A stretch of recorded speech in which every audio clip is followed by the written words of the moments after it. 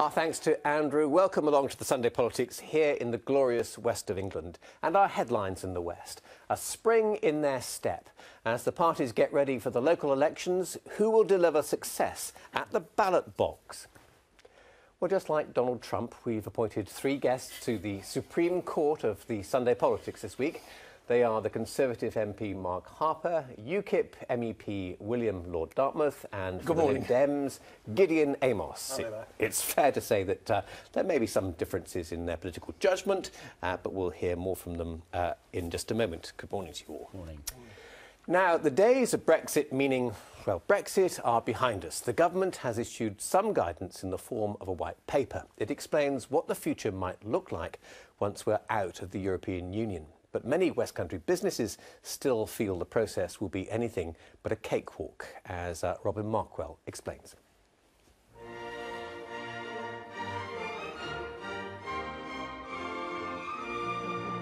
It might have all the trappings of high government, but this is Taunton, not number 10, and he certainly isn't Theresa May.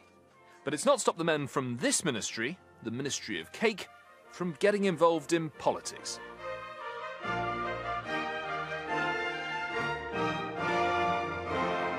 They've dispatched their biggest seller, the chocolate fudge cake, to the PM, the Whip's office, not that sort, and a grateful Foreign Secretary, who wrote back. Thank you for your gift of a fudge cake. It was eaten in a flash from your fellow Foreign Secretary, Boris. Rebecca Powell. That letter and those cakes were prompted by this. The Ministry of Cake in my constituency of Taunton Dean, a £30 million turnover company, has recently been bought by a French company called Mademoiselle Desserts. It demonstrates that we can unlock global trade, and it demonstrates that the South West is a terrific place to do business. I absolutely agree with my honourable friend. While they were being praised in the Commons as a symbol of economic strength, back in Somerset they have real concerns about the future.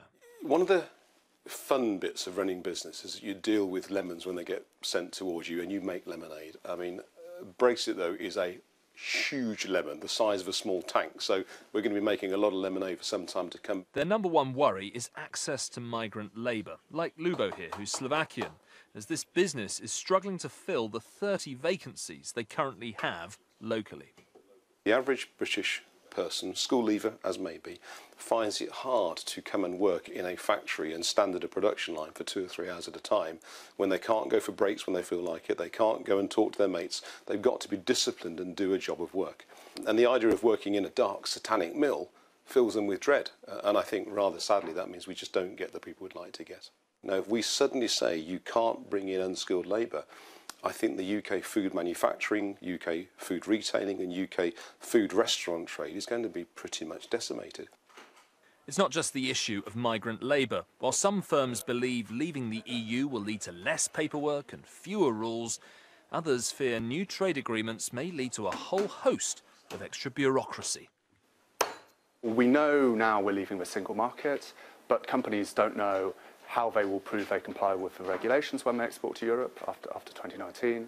We know we're probably leaving the customs union, but companies don't know whether they have to pay tariffs, what paperwork they'll have to fill in. Many companies won't have filled in paperwork if they export to Europe. And we know there will be a UK-controlled migration. It will probably be quite a lot tougher. But if you're a company, you don't know whether your workers will be affected and how easy it will be to recruit.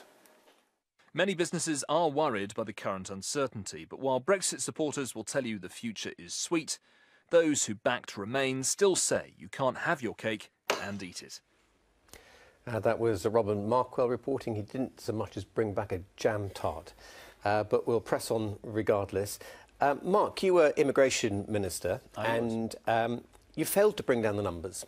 Will leaving the EU make a significant difference, bearing in mind that you couldn't even control the people from outside of the EU?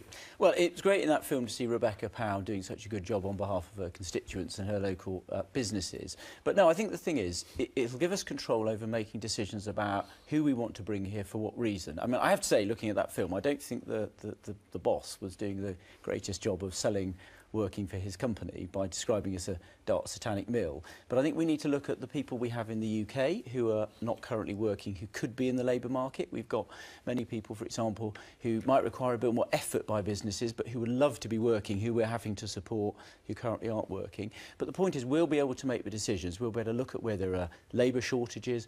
We'll be able to look at skill shortages and make the decisions for Britain rather than having no control. I'm just a bit confused why you didn't do that with people from outside of the EU. Well, we did. We made big changes in the system. So, for example, we stopped people coming here to bogus colleges. We made sure that all the students coming here were coming to proper universities and proper colleges. We made sure that you could only come here if you were a skilled worker. I mean, one of the things to remember, of course... But the numbers didn't come, apart from the international students, the numbers didn't come down very much. So if you can't do it outside the EU, why well, of course, how can the government do it inside? That's what I don't understand. One of the reasons, of course, was for the last 6 years, under first the Coalition and then the Conservative government, we created the British economy with excellent British businesses, created more jobs than the whole of the European Union put together. Well, I think it's two things. We were very successful, but also their economies were in a real mess, which is why a lot of those people were coming here. I think one of the things we want to see is a bit more of a balanced European economy, thus doing well. William's itching to come recovering in there. So perhaps tell the cake man where he can get those 30 workers that he needs once you've stopped immigration from the EU. Well, first of all, David, you've made the point with great clarity that the Conservative Party cannot be trusted on immigration. They didn't even control the people who they could have controlled, let alone the ones that they couldn't have controlled. Now, the fact of the matter is that labour shortages can be dealt with in various ways. One way is to give 500 million people the absolute right to live, work and settle in the United Kingdom. Another way, which would be much better, is to simply have a system of work permits. So if there really is a desperate shortage of cake makers in the Taunton area and the southwest, in the Taunton travel to work area, that genuinely cannot be met, well, then there could be a system of work permits. But the fact of the matter is, you don't have to do it by giving 500 million people the absolute right to live, work and settle in the UK. You're the party against red tape. You're really suggesting a system that will actually process each cake worker coming in for the minimum wage? Well, it's obviously unacceptable to the British people. They're not unacceptable to the Liberal Democrats and not unacceptable to the Conservative government. It's unacceptable to the British people that we should have a complete open-door immigration. Now, you produce your cake, man, and may I say, you're simply refighting the same arguments in the referendum, and the arguments still apply. Well, no, because you don't have to open your doors to 500 million people. No, because you can simply have a work It's not permit refighting system. the argument, because we have to decide on immigration policy now that we're doing Brexit. Well, we have a very, very clear Gideon, what do you think? Do you think free movement, is that the answer? Well, this is extraordinary. You have the two Brexit parties, UKIP and the Conservatives, both talking about introducing a whole raft of new red tape bureaucracy. I understand that ministers have been unable to point to a single industry where low-skilled migration will be stopped. They're needed in the fruit-picking industry, they're needed in the catering industry, as we've just seen, they're needed in the construction industry. So that means free movement? Well, that's what they favour. The Liberal Democrats are in favour of free movement. I've given a very concrete thing. Let me tell you something from my own Let me tell you something. Free movement is an extremely important feature of the economic growth we've had over recent years. Yes, people want to see sensible controls on immigration, but we must not throw out the whole baby with the bathwater. Gideon, sorry, you don't want to see any controls on immigration from the EU? No, we do wish to see some controls, and I'll explain that if you wish. If we look at, for example... How many do you want to... You want to stop people coming here from the rest of the EU? What the Liberal Democrats pointing to is the situation of Norway, which has access to the emergency brake, and yet remains within the single market. Okay. And that seems to us a very sensible approach. Right. And what we should, the Europeans will accept that, because they won't. I've sat in the European Parliament for 7 years, and what you're suggesting is, frankly, just a pipe dream. OK, William, let's talk about some numbers with you two now. Say there's, I don't know, 150,000 people coming from the EU here every year. We probably need, according to Migration Watch, about 30,000 skilled workers. It's about, I'm afraid the figures are much more. It's about 300,000. Well, all right. It's about 300,000. So, it's roughly the same from outside the EU. All right, well, then let's talk in percentages then. What sort of size of percentage? I thought you didn't want to talk in too many statistics. What sort of percentage of people do you want to be banned from coming here? It isn't a question of people banned from coming here. Well, Instead of having an open-door policy, it should be based on needs. Now, there's various ways of doing it. Well, say there was 100,000 unskilled workers. How many would you like to reduce that to? William, just answer that. it can be done without giving people a permanent right of settlement. Now, you mentioned agricultural workers. There used to be something called the Temporary Agricultural Workers Scheme, which was abolished actually by the Labour government. That let in about 33,000 people, which is roughly the requirement.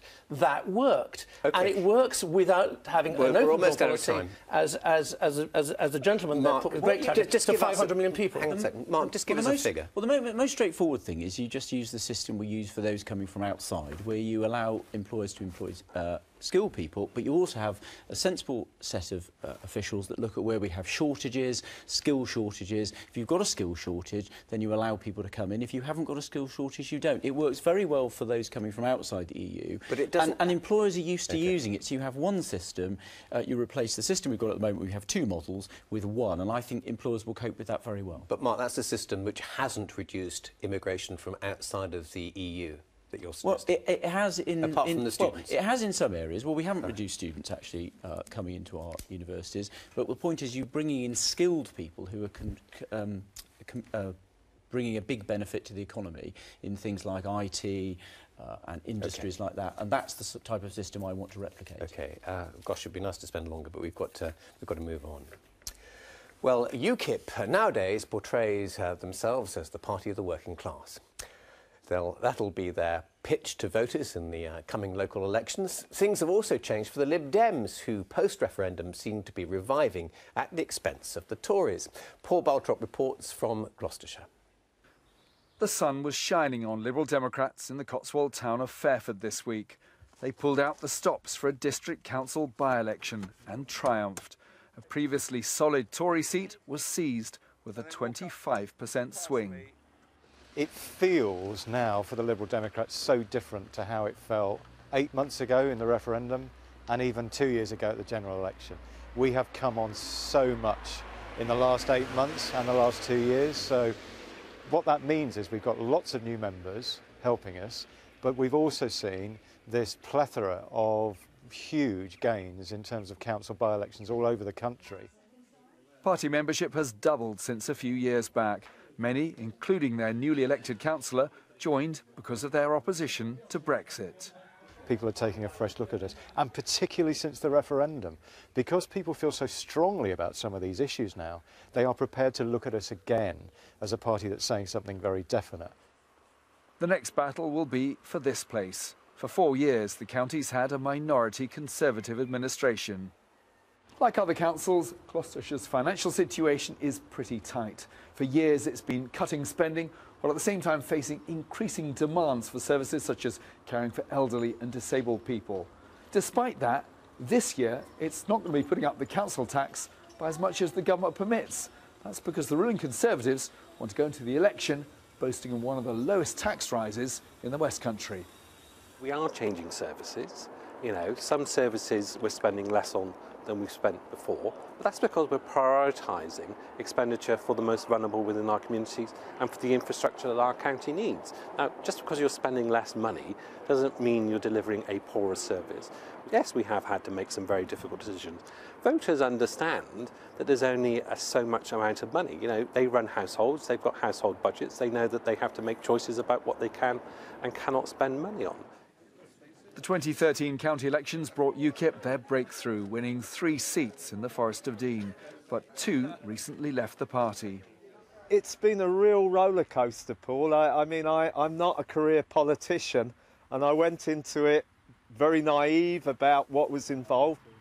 He's enthusiastic about UKIP's new emphasis on less well-off voters. I think there's a lot of people in the Forest who have not benefited from what's happened in the economy over the last 20, 30 years. There's a lot of people being left behind, disadvantaged, and there's a heavy concentration of those in this area. That's clearly a threat to Labour, which local councillor Paul McMahon is determined to resist. Well, people, they just wanted a change. They have changed to the UKIP, but sadly they've been very badly let down at County Council. As you say, you had 3 members. One walked across to the Tories saying, "No, my job is done. The other one has disappeared into the ether," and you've got one bloke, you know, and he's in the Tories' back pocket. So if you want to vote for the Tories, just vote for the Tories. Don't vote for UKIP, because all they're going to do is be in the Tories' back pocket. In Fairford, the election placards are being taken down. They'll be back out again before the West goes to the polls in May.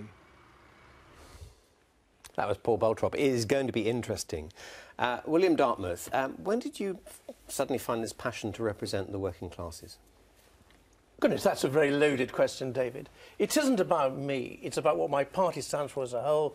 It's about the leader of the party, Paul Nuttall. It's about the very able spokesman of who I'm just a sort of humble one. The fact of the matter is that the Labour Party used to be a patriotic party. It's no longer a patriotic party. It's let people down, and this is why so many people who were hitherto Labour supporters voted for UKIP in the last general election, where incidentally we got more votes than the Liberal Democrats and the Scottish Nationalists combined. It's quite difficult for people to get their head round sometimes, isn't it? Because UKIP come on and they talk about all these elites and so on. Very often they're billionaires and millionaires and all the rest of it. Well, they are the elites. You are the elite. With respect, David, you're a very clever man, but that question is absolute nonsense. It isn't about me, it's about what we stand for. About you. But if you do want to personalise it, I would point that the great Bristol MP and parliamentarian, Tony Benn, was, of course, the second Viscount Stansgate. But that's not relevant. What is relevant is actually what he stood for, which included, by the way, favouring the UK...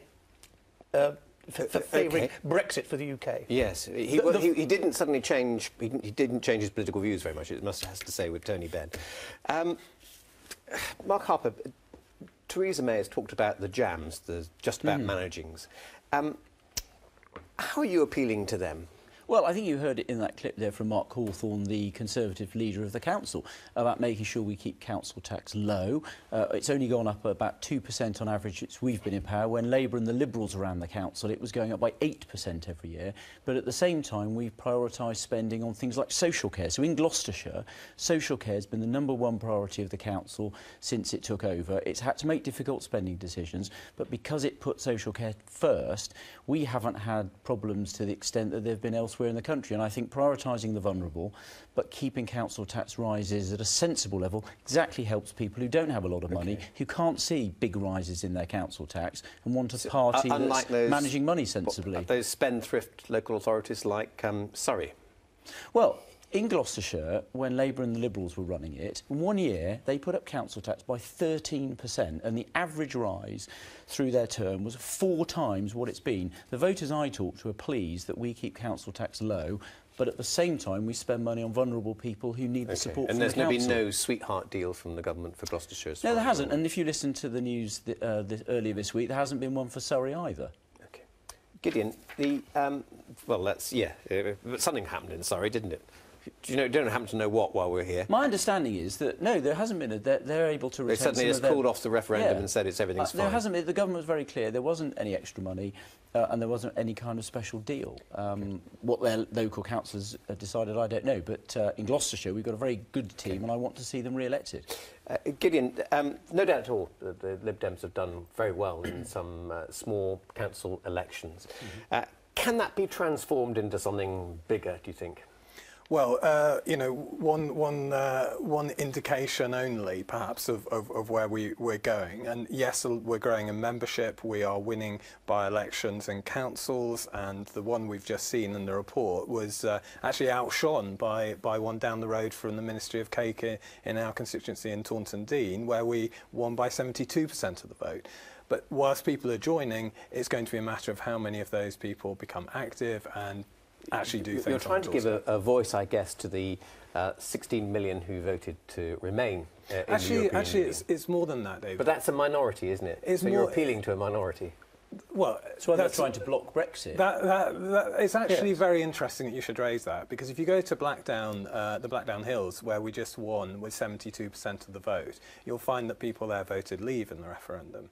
People are coming to us because they want a party that has something positive to say, something that is willing to look at Brexit and accept the referendum result. No, but nonetheless, you voted against it this last week. What the Liberal Democrats voted against. Well, if you would let me correct you, what the Liberal Democrats did in Parliament was put down an amendment to the bill, and were Liberal Democrats to have a majority in the House of Commons, of course, that bill would have gone through with the Liberal Democrat amendment. They voted against giving the Prime Minister the That's the reality.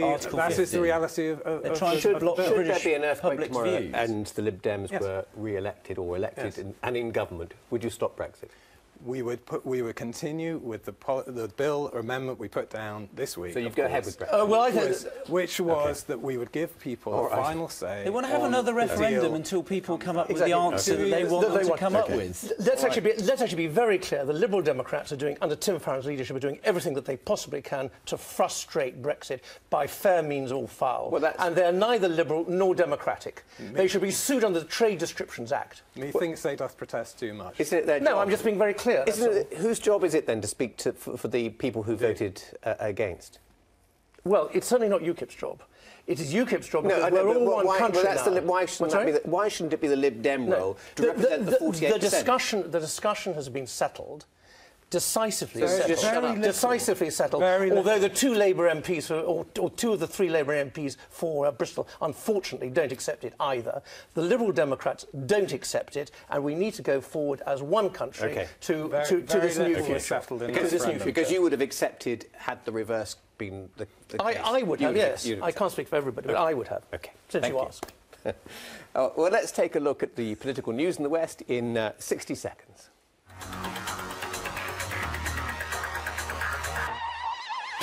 The Brexit debate heated up this week. Devises MP Claire Perry comparing some of her colleagues to extremists. I feel sometimes I'm sitting along with colleagues who are like jihadis. She joined Labour's Kerry McCarthy and Fangham Debonair in opposing Article 50. Bath Tory MP Ben Howlett abstained. An independent report was scathing about Bristol City Council. It said financial information was unreliable, over-optimistic and unprofessional, preventing the council dealing with its vast budget deficit. The government revealed more details about the powers of the West of England Metro Mayor. Whoever wins in May will be able to fund bus routes, buy land for housing and set up development corporations. And it was claimed a new tunnel under Stonehenge could be in trouble because a government road building fund has an £800 million shortfall. But Highways England says it's still confident of driving the project through.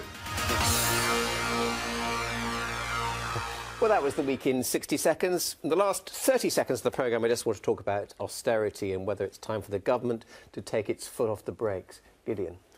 We're certainly massive crisis in the NHS. We're looking at a policy of a penny on income tax to fund that, so that's our direction. Cut foreign aid, and that will give us another 8 to 10 billion to spend on the NHS. And Mark? Well, I think we need to continue spending money on the NHS as we have, but I do think austerity, I prefer to call it living within your means, and I think the government needs to continue doing that. OK, thank you. And that's it from the West this week. My thanks to my guests, Mark Harper, William Dartmouth and Gideon Amos. Please follow us on Twitter for the latest political news from the West, and you can watch the programme again if you want to on the iPlayer. But for now, it's back to London and Andrew.